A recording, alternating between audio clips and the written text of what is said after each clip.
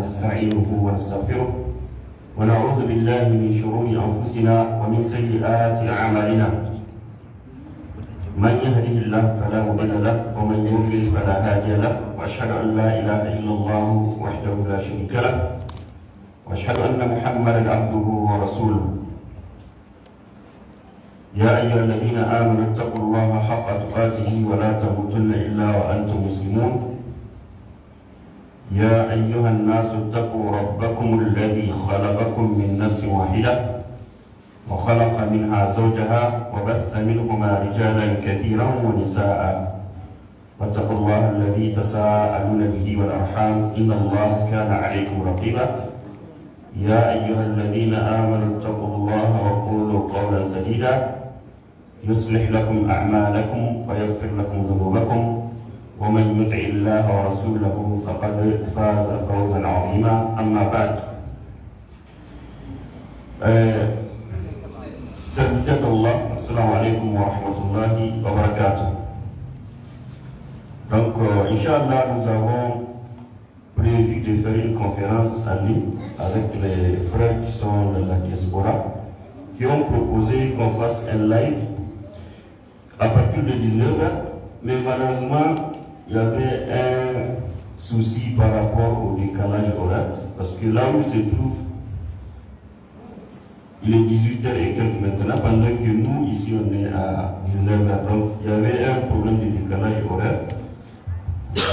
Et dit que nous, lorsqu'il sera 19h là-bas, il sera 20h ici. Et c'est l'heure de préparer la prière de l'Isha. Et éventuellement, avec la possibilité de voir le croissant aujourd'hui, si jamais cela est confirmé, à cette heure, on n'aura pas l'occasion de pouvoir faire le live. Donc, on a proposé de commencer ça maintenant et de pouvoir l'enregistrer pour que après ça soit partagé, pour que les frères et sœurs qui souhaitent l'exploiter puissent le faire. Et donc, Inch'Allah, c'est un rappel, une conférence qui porte sur, le thème qui avait été proposé, c'était les provisions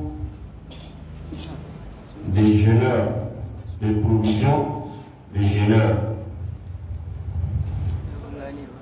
Et pourquoi provision? Il ne faut pas voir par provision, c'est des provisions matérielles en termes de nourriture. Hein? Les provisions, c'est des provisions en termes, n'est-ce pas, de science, des préceptes, des concepts et des règles qui s'appliquent aux jeunes que le musulman doit connaître pour vraiment s'armer et pouvoir effectuer le jeûne conformément aux prescriptions d'Allah et de son messager. Donc le thème, c'est la provision des jeûneurs. Le jeûne est, comme tout le monde le connaît, le jeûne, en termes de position de l'islam, c'est tout le monde connaît. C'est ce que les savants appellent ma'loum min ad-din darura. C'est un pilier de l'islam, c'est quelque chose qui est connu nécessairement en islam. Même celui qui n'est pas musulman, il connaît qu'il existe quelque chose qui s'appelle le jeûne du mois de Ramadan. Et donc, nous allons essayer de voir quelques points essentiels, parce que parcourir tous les éléments nécessaires ou bien qui sont relatifs au jeûne du mois de Ramadan ne serait pas possible en quelques minutes ou en quelques heures, parce qu'au maximum on va faire 1 heure de temps. Et donc le temps ne sera pas suffisant pour évoquer tous les aspects. On va se contenter de rappeler les aspects les plus importants. À ce sujet, nous allons nous appesantir sur un livre, le livre de Kitab al-Siyam que Cheikh Al-Fawzan, n'est-ce pas, a écrit dans un livre qu'il a appelé Mulakhas al-Fiqhiyya. Et donc, il a commencé par, dans ce livre, on va commencer par Bab Wujub as-Sawm ou Bab Wujub as-Sawm Ramadan wa waqtihi, la partie qui traite de l'obligation de jeûner le mois de Ramadan et le moment où on est tenu de jeûner. Nous savons qu'en islam, comme toute adoration, n'est-ce pas, on nous prescrit un temps pendant lequel elle doit être effectuée. Et c'est le cas du jeûne du mois de Ramadan. Et ici, il y a deux dimensions à regarder. C'est la dimension temporelle du point de vue du mois. Dans quel mois on doit effectuer ce jeûne? Et il y a aussi, n'est-ce pas, durant ces mois, est-ce que c'est toute la journée qu'on jeûne, toute la nuit, ou bien il y a un intervalle de temps qui est réservé à cela? Et donc, tout ça là, on va évoquer ça. Rapidement, il dit Sawm Ramadan, rukun min arkan al-Islam, wa fardun min furudillah, ma'lum min ad-din bil-darura. Le jeûne du mois de Ramadan, c'est un des piliers de l'islam qu'Allah a prescrit à la communauté musulmane, ma'lum min ad-din bil-darura, et qui est connu par nécessité en islam. Et ويدل عليه الكتاب والسنة والإجماع. Et de référence par rapport à cela, on trouve la preuve à cela dans le livre d'Allah subhanahu wa ta'ala, c'est ça, le kitab, dans la sunna du prophète sallallahu alayhi wa sallam, dans les hadiths, wal ijma, et dans le consensus des savants. Par rapport à la preuve de cela dans le livre d'Allah, nous avons la parole d'Allah qui dit, quand Allah subhanahu wa ta'ala dit, Ya ayyuhalladhina amanu kutiba alaykum as-siyam, kama kutiba ala alladhina min qablikum, ila qawlihi ta'ala, shahru ramadan alladhi unzila fihi al-Qur'an, hudan lin-nasi wa bayyinatin min al-huda wal-furqan. Faman shahida minkum ash-shahra falyasumhu. Ce verset donc vient avec le caractère obligatoire du jeûne du mois de Ramadan qu'Allah subhanahu wa ta'ala a légiféré à cette communauté en précisant qu'il a légiféré la même chose, c'est-à-dire que le jeûne a été légiféré aux communautés d'avant nous pour que dans la hikmah d'atteindre la piété. Et c'est pourquoi il dit wa ma'ana kutiba ay furiba. Le sens de kutiba, ça veut dire furida. On l'a rendu obligatoire. On l'a prescrit. Faman shahida minkum ash-shahra falyasum. Tout celui qui est présent en ce mois alors qu'il le jeûne. Et ça, c'est un ordre. Et l'ordre implique aussi l'obligation. Ça fait partie des preuves tirées du livre d'Allah, du Coran, qui montrent l'obligation de jeûner. Les mêmes preuves, on les retrouve dans la sunna. Par exemple, quand le prophète sallallahu alayhi wa sallam dit Buniya al-Islamu ala khamsin wa dhakara minha Sawm Ramadan. Les hadiths connus par tous, rapportés par Abdullah ibn Omar radiyallahu anhuma, dans lequel le prophète sallallahu alayhi wa sallam dit l'islam est bâti sur 5 piliers. Arkan l'islam, et tout le monde connaît. Si on demande à chaque musulman, il sait que l'islam est bâti sur 5 piliers. Alors, un de ces piliers, c'est effectivement quoi? Sur le jeûne du mois de Ramadan. Sawm Ramadan. Et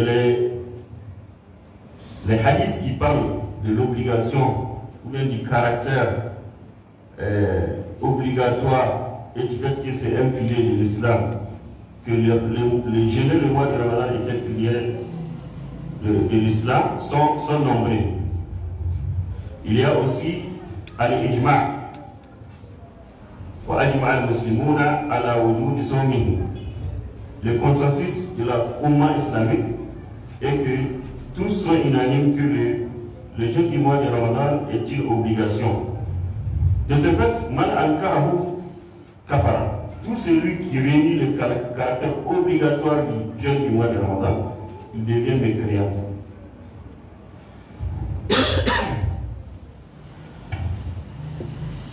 Et donc, ça précise le caractère obligatoire du jeûne du mois de Ramadan. Nous allons voir quelques fadaïl, quelques mérites liés à ce jeûne-là. Parmi lesquels, أن الله تبارك وتعالى أضافه إلى نفسه فقال الصوم لي وأنا أجزي به. Donc nous avons vu le caractère sacré du mois du jeûne du Ramadan étant un pilier de l'islam. Après cela, nous verrons que jeûner le mois de Ramadan a beaucoup de mérites. Tout celui qui le jeûne, Allah subhanahu wa ta'ala lui a promis un certain nombre de choses, parmi lesquelles le fait qu'Allah subhanahu wa ta'ala, n'est-ce pas, a parlé du jeûne en disant que as-sawmu li wa ana ajzi bi. Allah subhanahu wa ta'ala dans le hadith il dit toutes les actions du fils d'Adam sont pour lui. Une action est rétribuée par 10 fois la même chose. Cette action est multipliée par 10 en termes de récompense. Jusqu'à 700 fois. Mais par rapport au jeûne, Allah n'a pas dit que quand vous jeûnez, on vous donne 10 fois le jeûne, ou bien 10 récompenses, ou 700 récompenses. Allah dit excepté le jeûne. Le jeûne ne suit pas le même barème. Le jeûne, Allah dit, le jeûne c'est pour moi et c'est à moi seul. C'est moi seul qui détient sa rétribution. C'est moi seul qui connais combien on va rétribuer un jeûneur. Ça montre le degré ou bien l'ampleur ou la position qu'Allah a donnée au jeûne.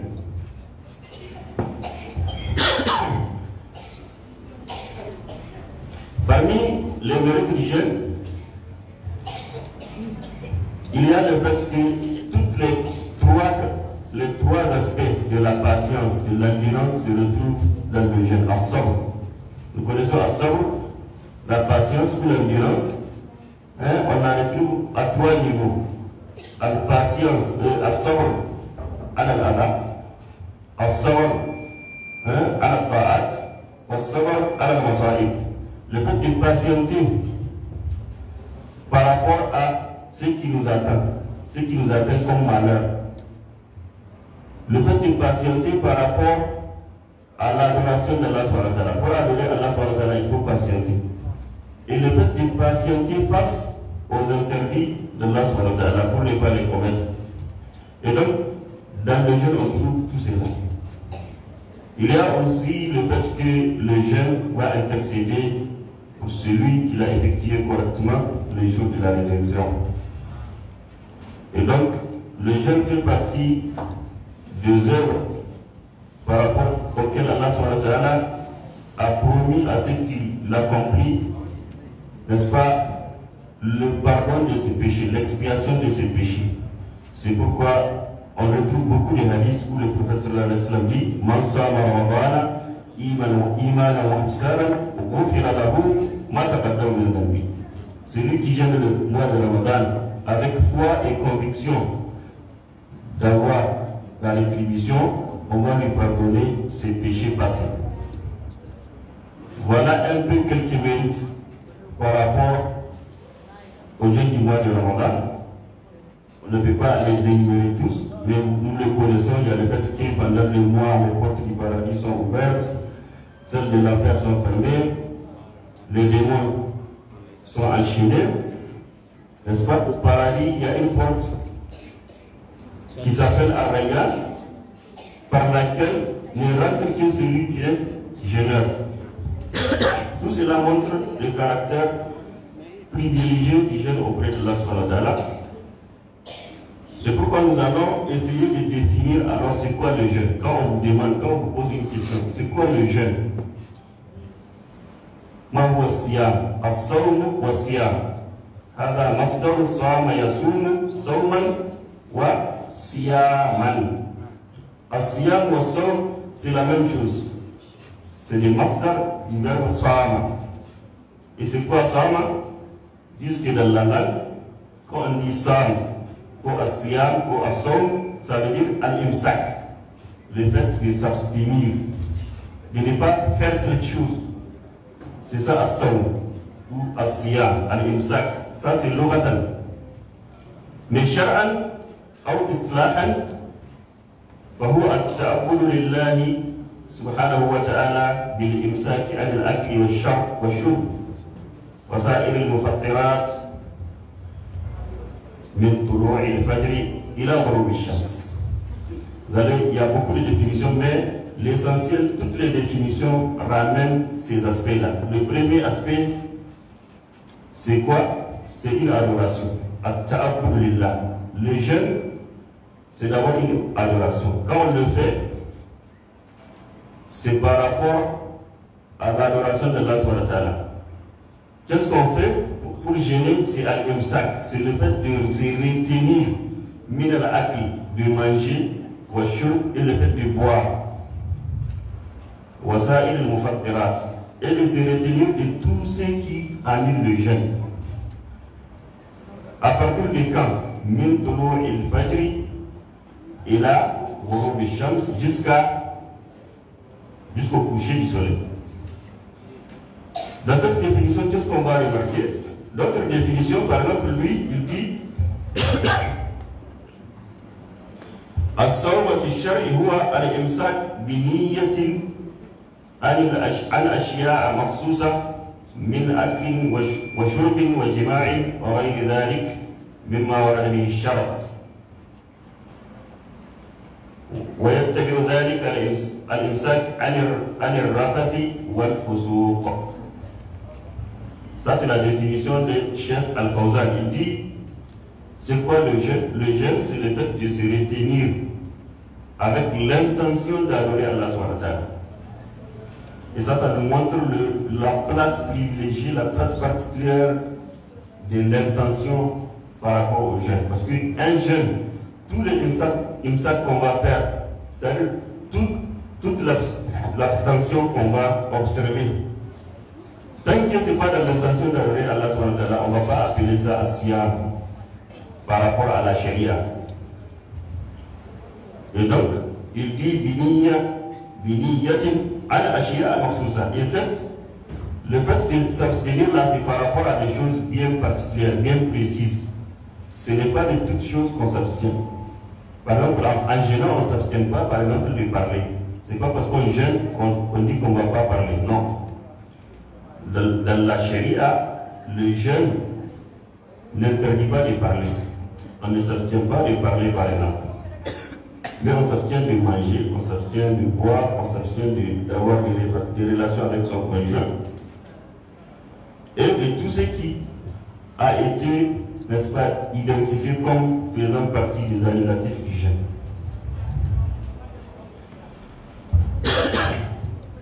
C'est pourquoi quelqu'un qui se retient de manger, par exemple, pendant le temps indiqué, c'est quoi Tulou el-Fajr? C'est l'apparition de l'or.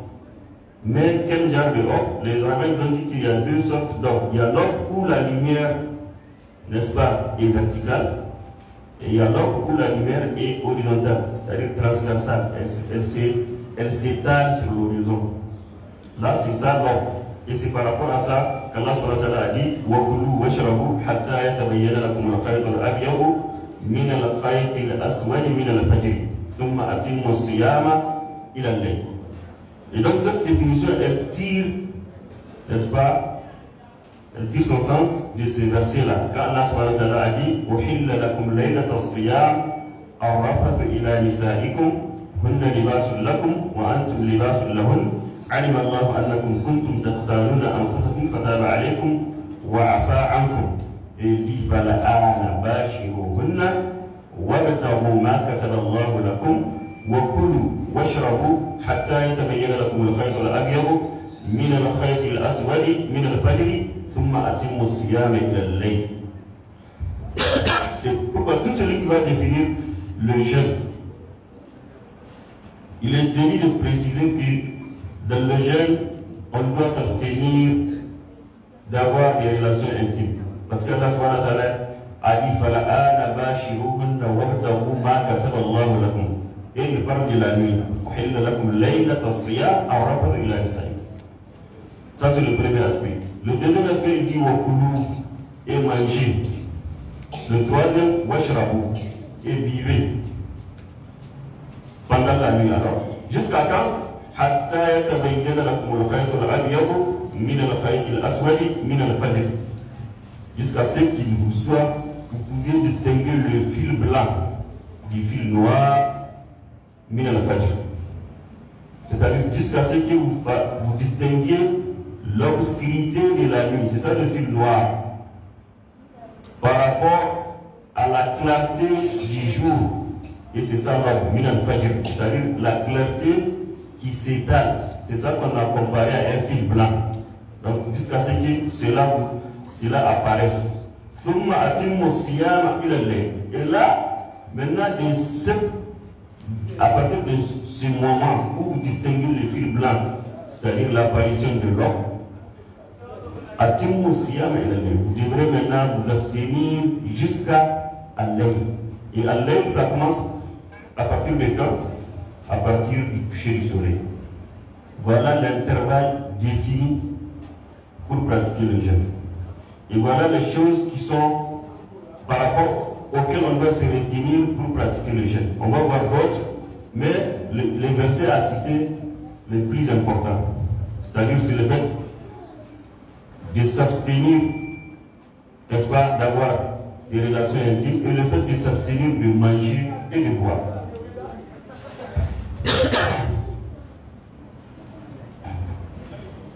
C'est pourquoi il dit ويبتدئ وجوب الصوم اليومي بطلوع الفجر الثاني وهو البياض المعترض في الأفق وينتهي بغروب الشمس.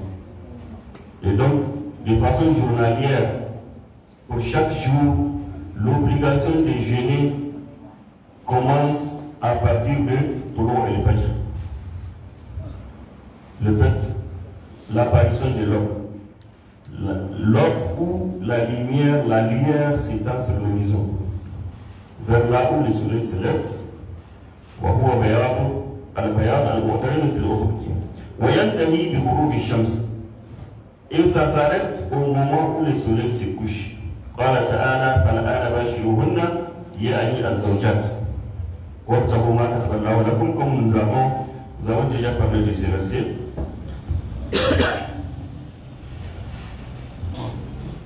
ويبدأ وجوب صوم شهر رمضان إذا علم دخوله. Là, nous avons dit par rapport à la journée, quand est-ce que le jeûne commence, c'est pas, et quand est-ce qu'il s'arrête. Mais pour ce qui est du mois de Ramadan, quand est-ce qu'on va dire qu'on est rentré dans le mois pour commencer le jeûne? Comment savoir que le mois de Ramadan a débuté? C'est de cela maintenant qu'on va parler. Le chef il dit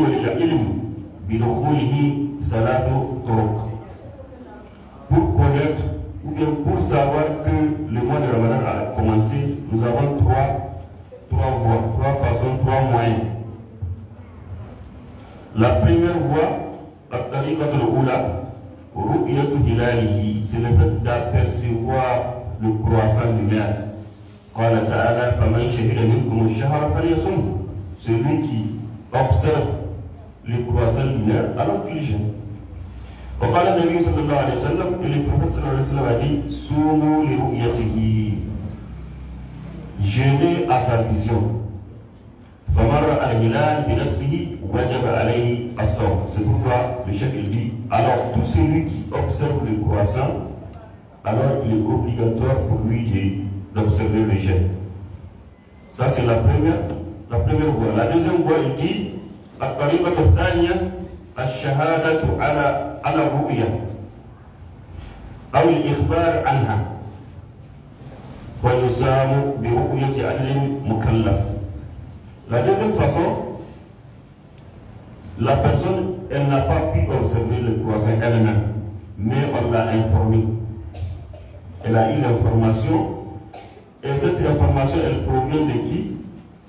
D'un adl mukallaf, quelqu'un qui est intègre et qui a atteint sa majorité. C'est ça, al-adl al-mukallaf. Al-adl, c'est celui qui est intègre, qui ne ment pas.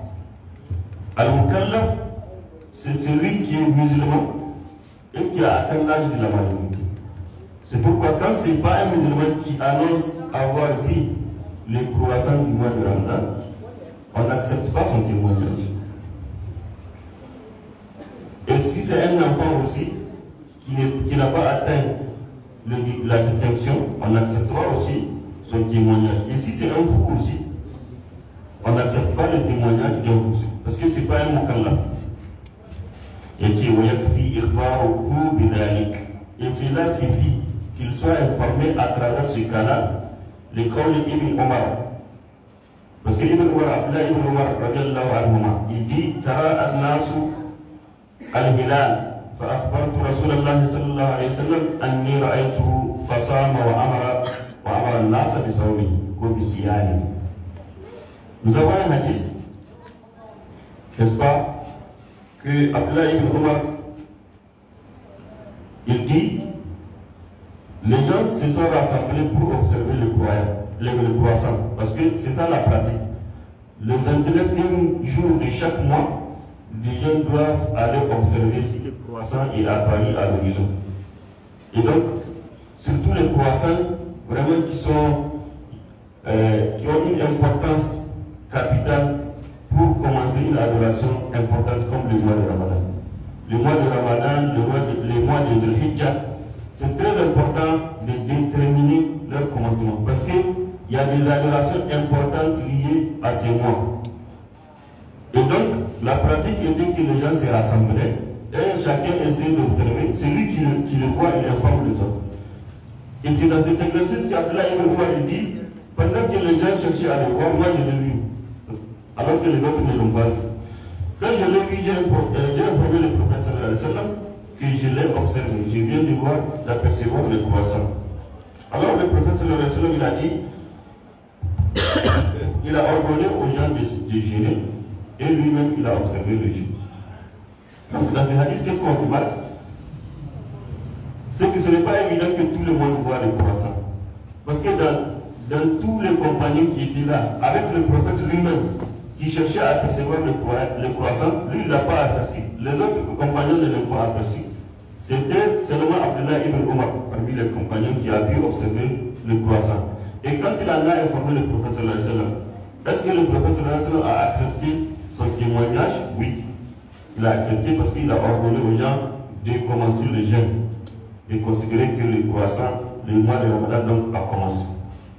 Et c'est pourquoi, quand on nous informe qu'on a observé le croissant, on n'a pas maintenant le choix de dire que non, non, il faut qu'on le voit nous-mêmes. Parce que ça, on entend ça. Parfois, on entend les gens qui disent que non, on donne l'information qu'on l'a vu à des endroits divers, mais il y a des gens qui sont récalcitrants, qui disent qu'eux, ils ne vont pas faire, il faut qu'ils voient eux-mêmes. Ces hadiths-là, est-ce qu'ils montrent qu'ils ont raison ou qu'ils ont tort? Ont-ils raison? Ils ont tort. Parce que le prophète sallallahu alayhi wa sallam, quand Abdullah ibn Omar est venu lui dire qu'il l'a vu, est-ce que lui-même le prophète l'a vu le prophète? Il ne l'a pas vu. Il ne l'a pas vu, mais pourtant il a accepté que quelqu'un vienne lui dire, parce que c'est quelqu'un de confiance. Dès lors qu'il a rempli les critères pour qu'on accepte son témoignage, c'est fini. On informe maintenant tous les autres, ils doivent suivre. Ça, c'est la deuxième façon, la deuxième voie pour déterminer le début du Ramadan. La troisième façon, الطريقة الثالثة إكمال عدة شهر شعبان 30 يوما. Et la troisième et dernière façon, n'est-ce pas, de commencer le Ramadan, si jamais personne n'a observé le croissant, on n'a pas eu d'information et nous-mêmes on n'a pas vu. Qu'est-ce qu'on va faire? C'est de compléter Shaban à 30 jours. إكمال عدة شهر شعبان 30 يوما وذلك حينما لا يرى الهلال ليلة 30 من شعبان.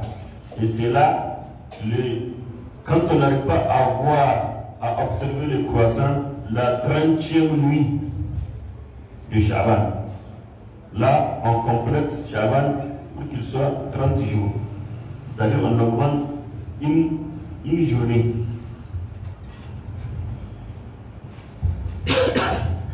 ما عدم وجود ما يمنع الرؤية من غيم أو قطر أو مع وجود شيء من ذلك. Quel que soit ce qui empêche de voir. Parfois quelque chose peut venir s'interposer et nous empêcher d'observer le croissant. Et parfois il n'y a rien à l'horizon, mais on n'arrive pas à observer. Donc la seule façon c'est de compléter le mois de Shaban à 30. Et c'est là parce que le prophète sallallahu alayhi wa sallam a dit إنما الشهر 29 يوما. Il faut savoir que le mois fait 29 jours. فلا تصوموا حتى تروا الهلال. Alors ne jeûnez pas jusqu'à ce que vous observiez le croissant. ولا تفطروا حتى تروه. Et ne rompez pas le jeûne.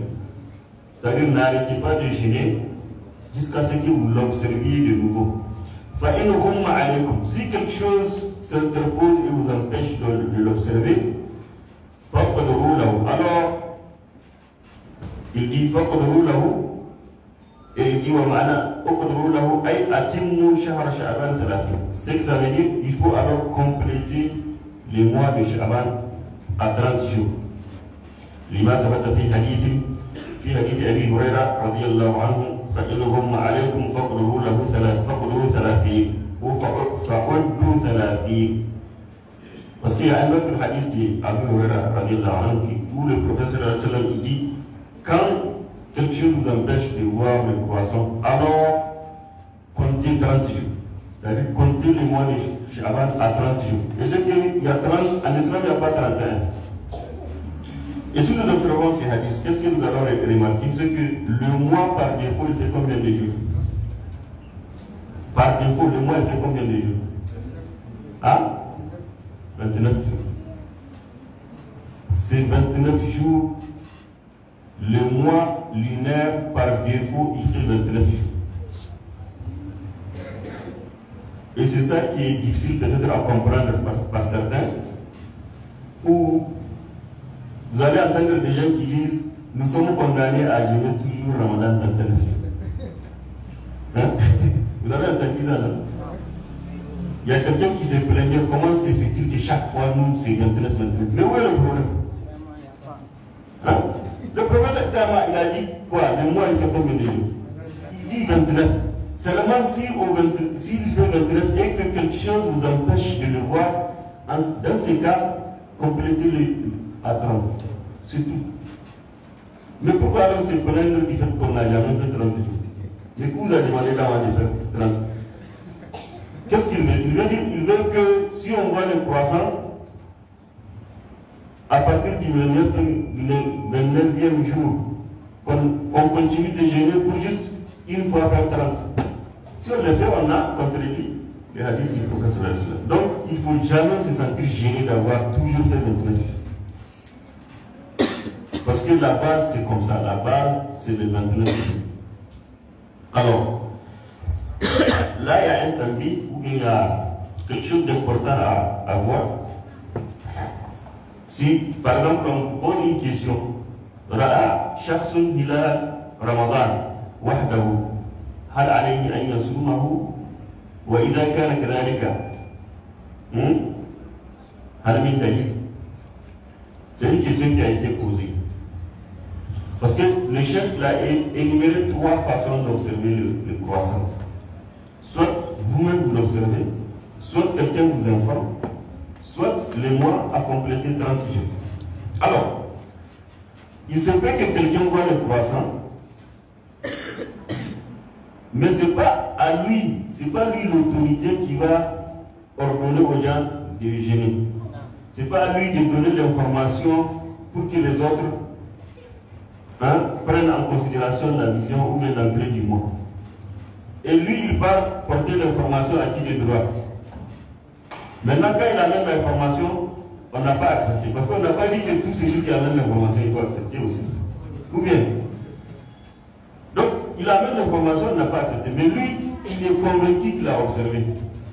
Dans ce cas, comment il va faire? Est-ce qu'il va gérer ou il ne va pas gérer? Al-Yasroum Amla.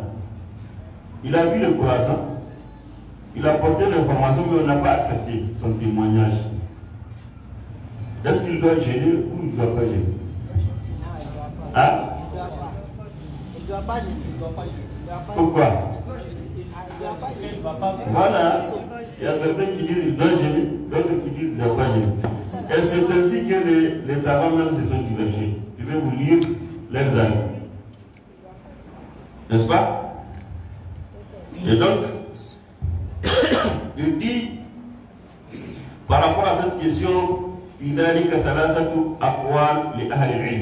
savants ont trois avis. Le premier, parce qu'ils ont dit au début du mois, ils voient le croissant. Ou bien à la fin, ils voient le croissant et on refuse d'accepter. Est-ce qu'il va fêter celle ou bien il va gêner? Donc il y a à l'entrée du mois et à la fin du mois. Donc ils ont dit que par rapport à ça, أنه يعمل برؤية نفسه في الموضعين فيصوم في أول الشهر ويفطر في آخره منفردا وهذا مذهب الإمام الشافعي رحمه الله. Il dit, le premier avis, c'est l'avis de l'imam al-Shafi'i. Qu'est-ce qu'il dit? Il dit, en considérant quelqu'un qui a vu le croissant au début du mois de Ramadan, mais on n'a pas accepté. Qu'est-ce qu'il doit faire? Il dit, il doit gêner seul. Et si on considère à la fin, il voit le croissant de Shawwal, mais on n'a pas accepté. Là aussi, il dit, il va arrêter de gêner. Seul, il va laisser les autres. Ça, c'est l'avis de l'imam al-Shafi'i. Est-ce que c'est compris cet avis? Mais il dit, mais il dit, il doit le faire de façon en cachette, de façon clandestine. Il ne va pas venir fêter ou manger le jour où les gens jeûnent. D'accord? Pour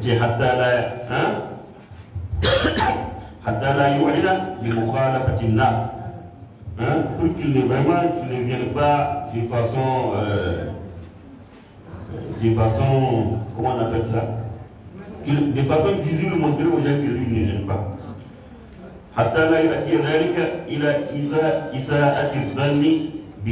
Pour que les gens n'aient pas une mauvaise pensée par rapport à lui. N'est-ce pas? Ça c'est le premier avis. Le deuxième avis, là c'est le deuxième avis. Ils disent, pour ce qui est du début du mois de Ramadan, il va jeûner. Mais pour ce qui est de la fin du mois, là-bas on a dit qu'il va rompre, non?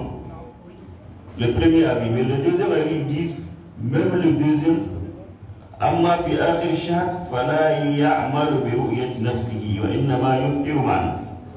Ils disent que mais pour ce qui est de la fin du mois de Ramadan, même s'il voit le croissant, lui seul, et que les autres n'ont pas accepté et qu'il gêne, lui-même il doit gêner. C'est ça qui différencie cet avis avec le premier. Le premier dit qu'il ne va pas gêner. Mais ici, ils disent qu'au début du mois, il va travailler avec sa vision. Mais à la fin du mois, il ne va pas travailler avec sa vision. Et ça, c'est l'avis de la majorité. C'est-à-dire, quand on prend les quatre imams, imam Abu Hanifa, imam Malik, imam al-Shafi'i, imam Ahmad ibn Hanbal, déjà l'avis Shafi'i, c'est lui qui avait le premier avis. Donc, les trois autres là, voici leur avis. C'est cet avis-là qu'ils ont. وقد اختار هذا القول الشيخ ابن عثيمين رحمه الله. Et c'est le choix, c'est cet avis que l'imam الشيخ ابن عثيمين a choisi. Il dit وهذا من باب الاحتياط. Il dit ça là, c'est en termes de quoi? De prudence.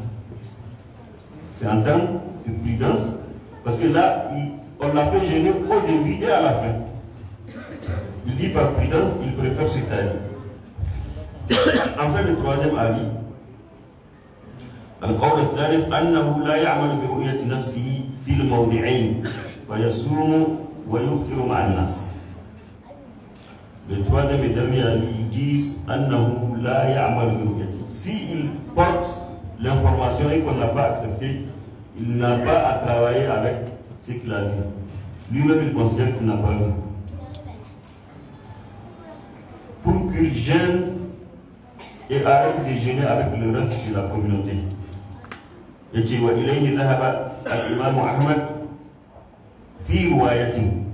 c'est un des avis auquel est parti Imam Ahmed. Parce qu'Imam Ahmed, on l'a vu dans le deuxième avis, mais il a encore un avis que lui, il penche pour cet avis, dans une autre version. Et c'est ce que Cheikh l'Islam Ibn Taymiyyah a choisi comme avis. Et ils ont des preuves nombreuses par rapport à ça, mais on ne va pas tous les énumérer toutes. Hein? Et donc, parmi ces preuves, le fait que le prophète sallallahu alayhi wa sallam a dit Sawmukum yawma tasumun wa fitrukum yawma tuftirun. Votre jeûne, c'est le jour où vous jeûnez. Et votre fitr, c'est-à-dire votre fête, c'est le jour où vous fêtez. Donc il n'y a pas à quelqu'un à jeûner seul, ou même quelqu'un à fêter seul. Ça ne tient pas en islam.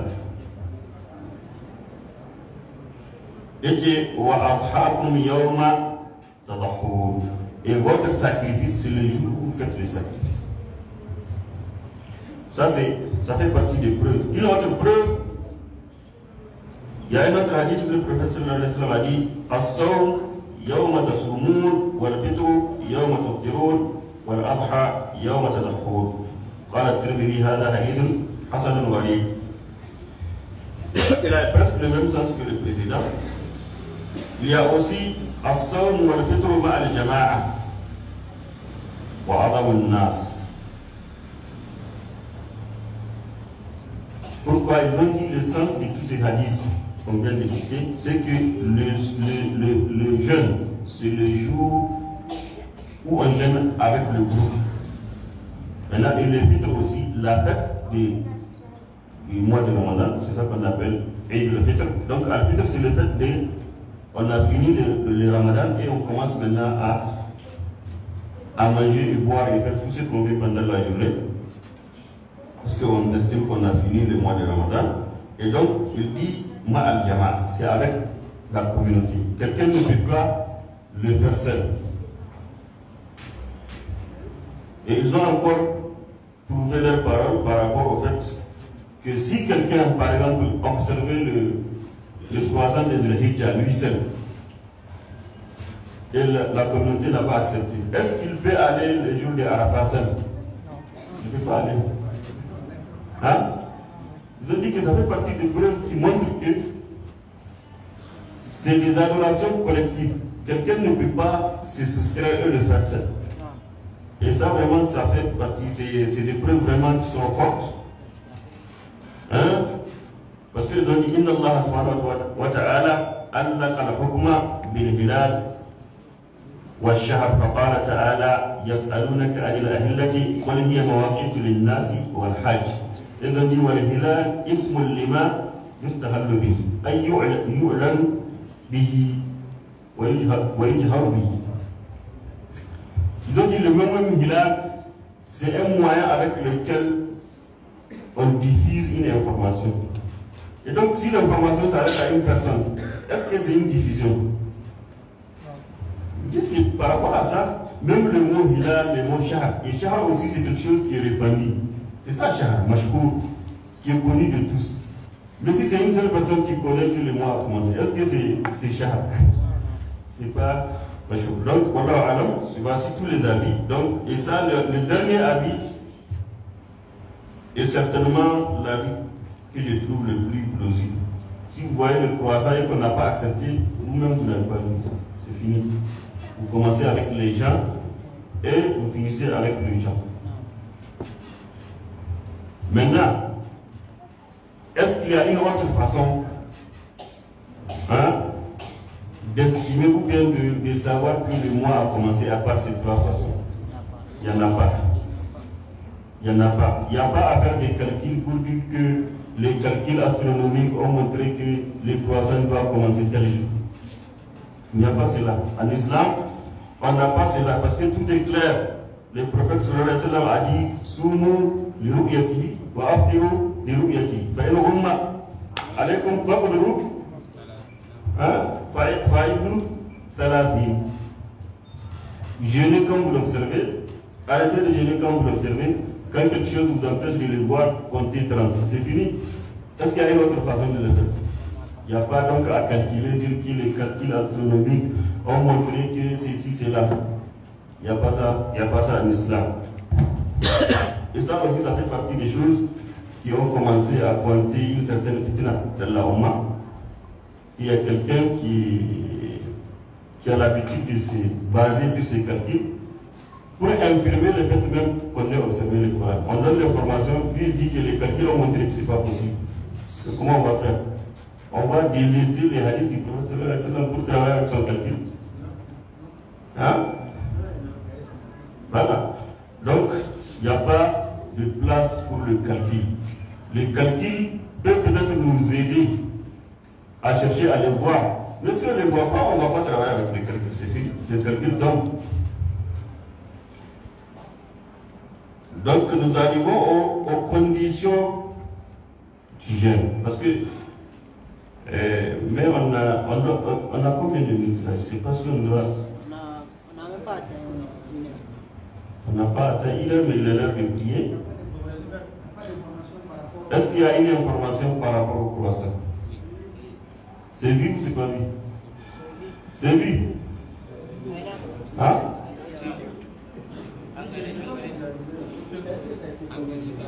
C'est vu, c'est l'information est. Hein? D'accord. Donc,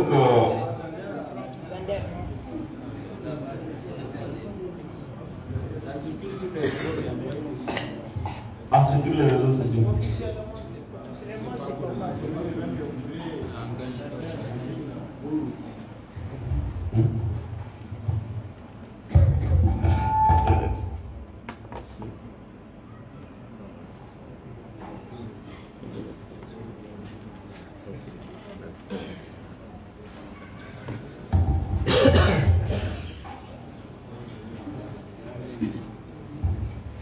Non, on est arrivé à un point où on doit peut-être s'arrêter parce que il est l'heure de prier. Mais il y a quand même beaucoup d'éléments importants à voir. C'est notamment les conditions du jeûne. C'est-à-dire qui est tenu de jeûner, qui a une excuse pour ne pas jeûner. Et aussi, n'est-ce pas, parler de l'importance de prendre les secours. Hein? Et l'importance de rompre rapidement le jeûne. Dès que nous avons mis la limite journalière du jeûne, c'est à partir de l'apparition de l'homme. Donc tout celui qui fait secours avant, à minuit, beaucoup d'heures avant l'homme là, ça c'est pas considéré comme secours.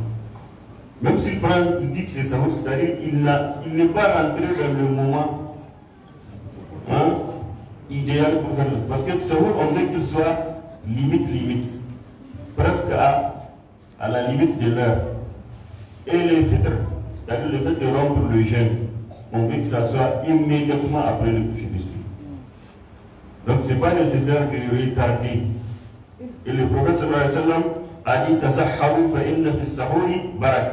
Prenez le repas de sour, car dedans il y a une bénédiction. Et donc, c'est des choses importantes. Il y a aussi le moment, quand est-ce qu'on doit avoir l'intention de jeûner? Chaque jour. On doit avoir cette intention avant, n'est-ce pas, avant l'heure du soir. C'est-à-dire, cela fait que même si vous dormez et que vous n'avez pas pu vous réveiller à l'heure du soir, si vous réveillez trop tard, vous pouvez continuer le jeûne parce que vous en avez l'intention. Or, le jeûne, il a deux piliers essentiels. c'est l'intention et le fait de s'abstenir de tout ce qui interrompt le jeûne. Donc, c'est très important de connaître tous ces éléments, mais on n'a pas le temps. Il y a aussi le fait de connaître les annihilatifs du jeûne, tout ce qui annule le jeûne. Rapidement, tout ce qui annule le jeûne, il y a le fait d'avoir des rapports intimes, ça c'est évident. Il y a le fait de se masturber et faire sortir du sperme. Il y a le fait de manger ou de boire de façon délibérée. Tout celui qui mange ou qui boit de façon délibérée, il annule son jeûne. Mais celui qui oublie et qui mange, s'il se rappelle, il arrête et il continue son jeûne. Tout ça, c'est important à savoir. Ensuite, tout ce qu'on met, tout ce qui arrive, n'est-ce pas, tout ce qui rentre dans l'estomac à travers les voies traditionnelles qu'on utilise pour manger ou pour boire, même si ce n'est pas de la nourriture, ça annule le jeûne. Mais tout ce qu'on met dans l'organisme à travers d'autres voies, mais ce n'est pas utilisé comme nutriment, ça n'annule pas le jeûne en général. Donc, quand vous mettez du suppositoire qui n'est pas nutritif, ça n'annule pas le jeûne. Quand vous faites une injection qui n'est pas nutritive, ça n'annule pas le jeûne. Quand vous faites du massage avec quelque chose, ça n'annule pas le jeûne. Quand vous mettez du parfum, ça n'annule pas le jeûne. Quand vous faites suave, ça n'annule pas le jeûne. Mais quand vous mettez quelque chose dans le nez et que ça passe dans les voies traditionnelles jusqu'à l'estomac, c'est fini, ça annule le jeûne. Mais maintenant, quand vous vous injectez, n'est-ce pas, vous faites des injections nutritives, ça annule le jeûne. Le fait, par exemple, quelqu'un, un diabétique, on dit que son taux de sucre est descendu, on lui injecte du sucre. Le sucre, c'est nutritif, ça annule le jeûne. Même s'il n'a pas avalé, on lui a injecté ça. Ou bien on lui fait un sérum, ça annule le jeûne. Celui à qui on ajoute du sang, ça annule le jeûne. Donc ça fait partie des choses importantes à savoir. Et le fait de vomir volontairement, celui qui provoque le vomissement par lui-même, il annule son jeûne. Mais celui qui ne l'a pas provoqué, mais c'est venu comme ça n'annule pas son jeûne. Voilà quelques aspects sur lesquels on doit s'arrêter. Il y a beaucoup de choses à se dire, mais vraiment le temps qui est réservé à cela ne peut pas nous permettre d'aller au-delà de ce que nous avons dit. Que là nous conforme à ce qu'il aime et agrée. qu'Allah nous fasse profiter de ces mois bénis. ربنا آتنا في الدنيا حسنة وفي الآخرة حسنة وقنا عذاب النار. سبحان ربك رب العزة عما يصفون وسلام على المرسلين والحمد لله رب العالمين. السلام عليكم.